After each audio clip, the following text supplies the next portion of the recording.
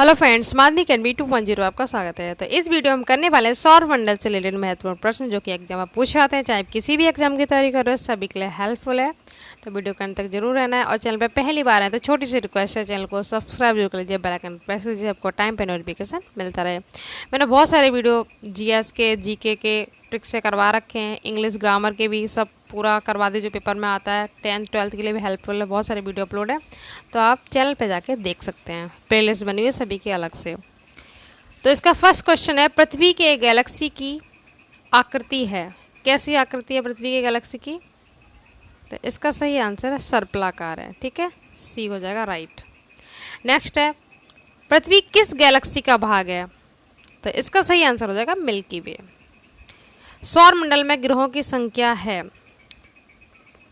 तो जिस तरह से मैंने आपको करवाया था कि भारत में राज्य 28 है और यूटी भी कितनी 8 है, उसी तरह से सौर मंडल में ग्रहों की संख्या अब 8 रह गई है। ठीक है, इसमें प्लूटो जो था, इसे यम कहते हैं, उसका ग्रह से दर्जा समाप्त कर दिया गया, तो केवल अब 8 रह गए हैं। ये अच्छे से याद रखना। ठीक है, सबसे चमकीला ग्रह बहुत पूछा जाता है, सीटेट वगैरह भी आया है। सबसे चमकीला ग्रह कौन सा है? तो ये है शुक्र। ठीक है, इस रिलेटेड एक्स्ट्रा क्वेश्चन भी आप जान लो। शुक्र को सुबह का तारा भी कहा जाता है, सांझ का तारा भी कहा जाता है। पृथ्वी की बहन भी शुक्र को ही बोला जाता है, यानी इंग्लिश में से वीनस कहा जाता है। ठीक है, सौर मंडल में सबसे बड़ा ग्रह है तो ये है बृहस्पति, मतलब जुपिटर। ठीक है, सबसे बड़ा ग्रह है।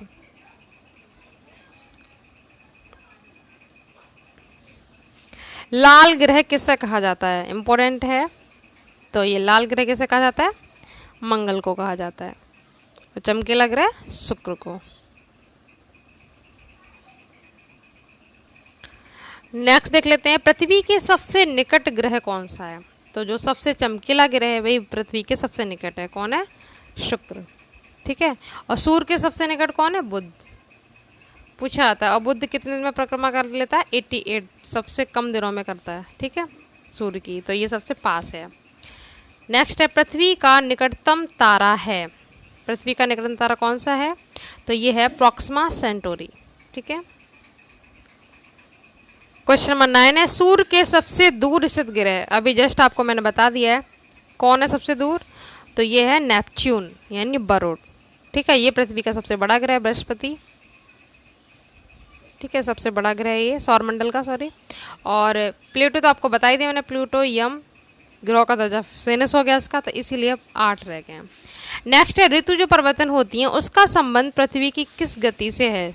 ऋतु परिवर्तन का, तो ये है परिक्रमण से। ठीक है, बहुत कंफ्यूज होते हैं बच्चे इसमें। जो ऋतु चेंज होती हैं तो ये होती हैं परिक्रमण के वजह से, परिक्रमण।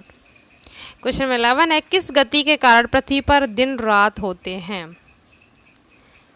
तो ये होते हैं घूर्णन की वजह से, इस तरह से घूमती है, तो दिन रात किसकी वजह से होते हैं? घूर्णन की वजह से। दिन रात कहाँ बराबर होते हैं? क्वेश्चन इंपॉर्टेंट है, दिन और रात कहाँ बराबर होते हैं? तो ये होते हैं विषुवत रेखा पर। ठीक है, विषुवत रेखा पर। ये क्वेश्चन कई बार पूछा गया पेपर में। 2 अक्षांशों के बीच की दूरी होती है, तो ये होती है 111 किलोमीटर। इंपॉर्टेंट है, 2 अक्षांशों के बीच की दूरी कितनी होती है? 111 किलोमीटर। 14 नंबर क्वेश्चन, निम्न में से पृथ्वी का उपग्रह, पृथ्वी का केवल एक ही उपग्रह है, वो कौन है? चंद्रमा।